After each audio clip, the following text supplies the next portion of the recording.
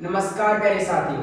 आज की इस खबर को हम पढ़ते हैं। देखिए, हमारे देश में जितने भी ऑटोमोबाइल कंपनियां हैं, ऑटोमोबाइल कंपनियां का मतलब जो कारों को बनाती है।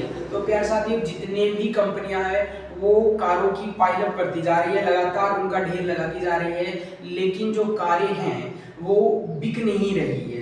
बताया जा रहा है अनुमानित आंकड़ों के अनुसार कि लगभग 51,000 करोड़ से लेकर 52,000 जो करोड़ है उतने तक की कारों का अभी स्टॉक बना हुआ है। तो प्यारे साथियों, आज हम समझते हैं इस नए टॉपिक को। इकोनॉमी के लिहाज से भी बड़ा इम्पोर्टेंट है, क्योंकि अगर ये बिकती है तो हमारे देश में किस तरीके से इकोनॉमी बढ़ती है, और अगर ये नहीं बिक पा रही है तो एक कंपनी किस तरीके से नुकसान इसका हो रहा है। तो जब किसी चीज़ का नुकसान होता है तो हम जानते हैं कि कहीं ना कहीं इकोनॉमी में भी क्या का सस्पेंस देखने को मिलता है। तो प्यारे साथी, जो तस्वीर आप देख रहे हो उसमें बताया जा रहा है कि भारत के अंदर जितने भी कार डीलरशिप है वो आपकी कारों को बेचने के लिए बहुत प्रयास कर रहे हैं, लेकिन इस टाइम में इनके पास में बहुत ज़्यादा स्टॉक पड़ा हुआ है कारों का। ये कारें बना रहे हैं लेकिन इनकी कारें बिक नहीं रही है। देखिए, सबसे पहले हम एक शब्द पढ़ते हैं, कार डीलरशिप।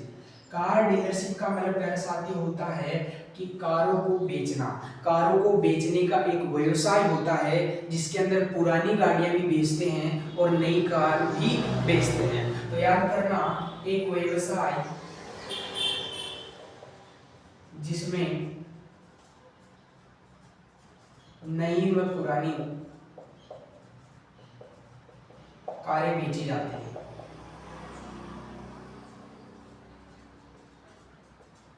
देखिए प्यारे साथियों, कार डीलरशिप में एक और काम होता है।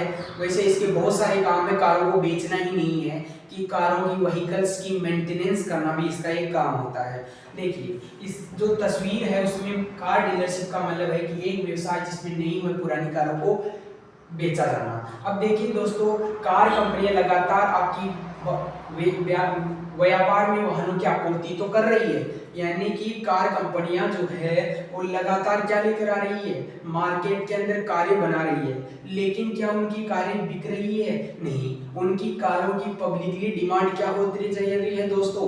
कम होती जा रही है। अब देखिए, जब भी मार्केट में आप बहुत ज्यादा कारें लाते हो या किसी भी धंधे में हम स्टॉक ज्यादा करते हैं माल का, मटेरियल का, तो उसको बोला जाता है इन्वेंट्री। क्या बोला जाता है प्यारे साथियों? इन्वेंट्री। इन्वेंट्री क्या होता है? देखिए, इन्वेंट्री का मतलब मैं आपको बताना चाहूँ सीधे शब्दों में, तो इन्वेंट्री का मतलब यहाँ पर होता है कंपनी अपनी बिक्री के लिए रखे गए उत्पादों का संग्रह।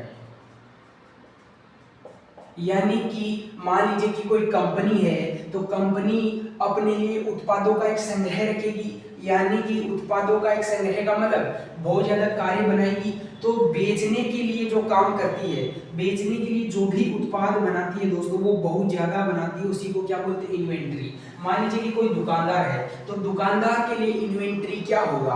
दुकानदार क्या क्या बेचता है, अगर वह सामान पूरी दुकान के अंदर भर दे तो उसको बोला जाता है दोस्तों इन्वेंट्री। उसी सामान को जिसको बेचना है ना, वही सामान इन्वेंट्री कहलाता है। अब क्या करने लगी रही है? हमने आपको बताया कि वो क्या कर रहे हैं, कारों को बना रहे हैं, बहुत ज्यादा कारों को क्या कर रहे हैं, बना रहे हैं। इसका मतलब वो क्या कर रहे हैं दोस्तों, जो इन्वेंट्री है उसको क्या कर रहे हैं, इंक्रीज कर रहे हैं। अब प्यारे साथियों, इन्वेंट्री इंक्रीज कर रहे हैं लेकिन आपकी जो सेलिंग है वो बढ़ ही नहीं रही है, कोई खरीद ही नहीं रहा है। तो क्या क्या नुकसान होते हैं? इन्वेंट्री जब बढ़ती है किसी धंधे के अंदर, इन्वेंट्री को बढ़ाया जाता है। यानी कि अगर मान लीजिए कि मेरे पास में एक परचूनी की दुकान है और उस परचूनी की दुकान में मैंने बहुत सामान लाकर रख दिया, लेकिन मेरा परचूनी का सामान बिक ही नहीं रहा है ना, वो सामान मेरे लिए क्या है, इन्वेंट्री है, और मैंने उसको बढ़ा दिया, अब मेरा बिक ही नहीं रहा। तो ऑलमोस्ट जब मेरा इन्वेंट्री का जो सामान है, मेरा सामान है, वो बिक ही नहीं रहा, तो मेरे को क्या होगा, मेरे को घाटा होगा, है ना।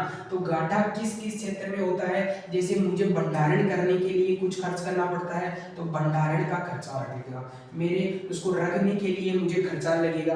दूसरा है कि मेरी जो पूंजी थी दोस्तों, मेरी जो पूंजी थी, जो मेरी कैपिटल थी, यानी जो मेरा पैसा था वो बांधित हो चुका है, रुक चुका है ना, बांधित हो चुका है, ठीक है, बांधित हो जाना ना, एक ये प्रमुख फैक्टर है।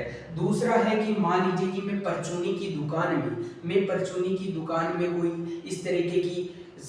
इस तरीके का उत्पाद ले आया बेचने के लिए और वो बिका ही नहीं, समय के साथ में वो क्या हो गया, खराब हो गया, तो मेरे को अवश्य उसमें घाटा लगेगा ना।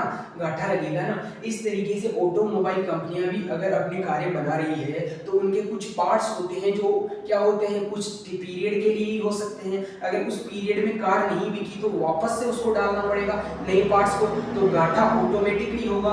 यानी कि कुछ उत्पाद का खराब हो जाना, कुछ उत्पाद खराब हो जाएंगे तो दोस्तों अल्टीमेटली हमें क्या होगा, नुकसान होगा।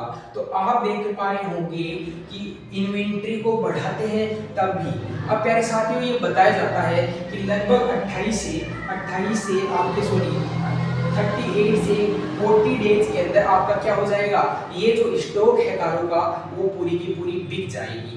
लेकिन अभी आपका जो इनके लिए एक अच्छा है, इसको बोलते हैं FADA। दोस्तों ये FADA क्या होता है, तो इसको बोला जाता है फेडरेशन ऑफ ऑटोमोबाइल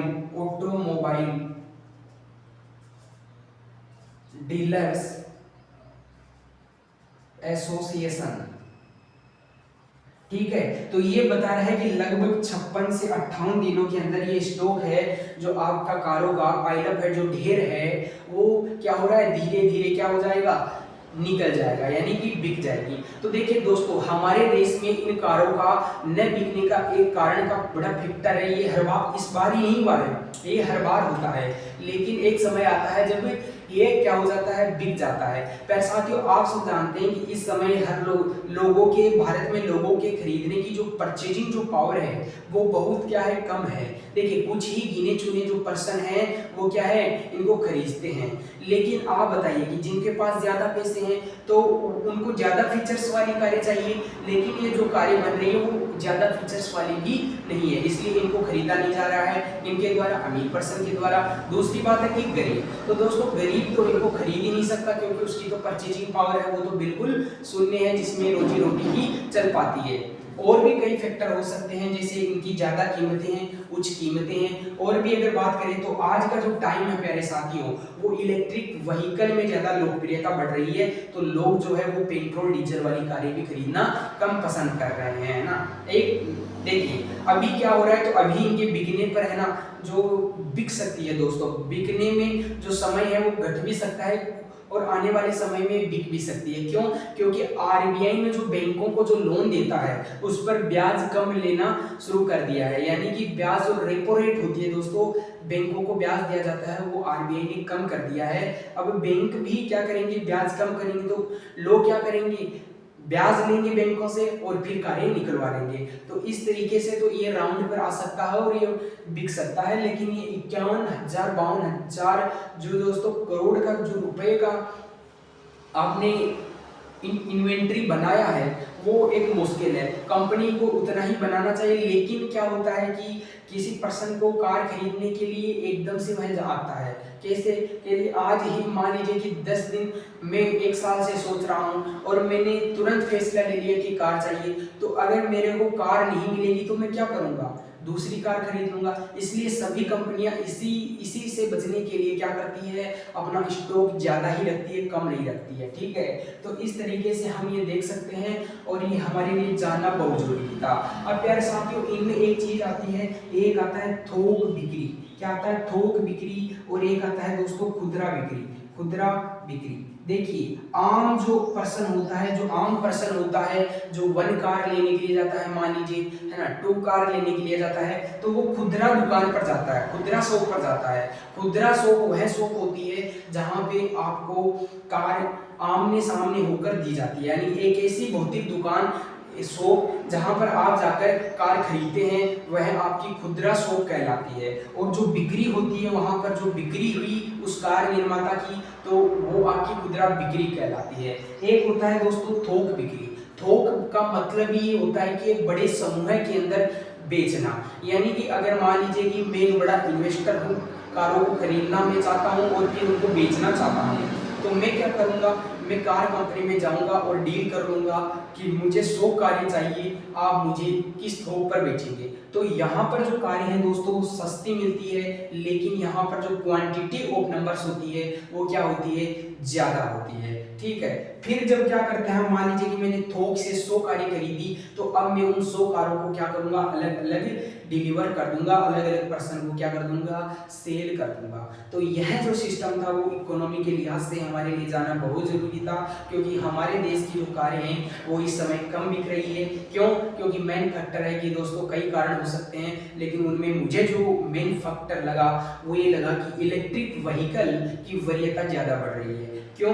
क्योंकि दोस्तों आज के समय में बिजली आपकी बहुत सस्ती है, किसके कंपैरिजन में, पेट्रोल और डीजल के कंपैरिजन में। दूसरी बात, पेट्रोल और डीजल की जो कारें हैं दोस्तों वो पोल्यूशन भी बहुत ज़्यादा करती है, लेकिन इलेक्ट्रिक व्हीकल की जो कारें हैं वो आपकी क्या करती है, पोल्यूशन नहीं करती है, बहुत बहुत कम पोल्यूशन करती है।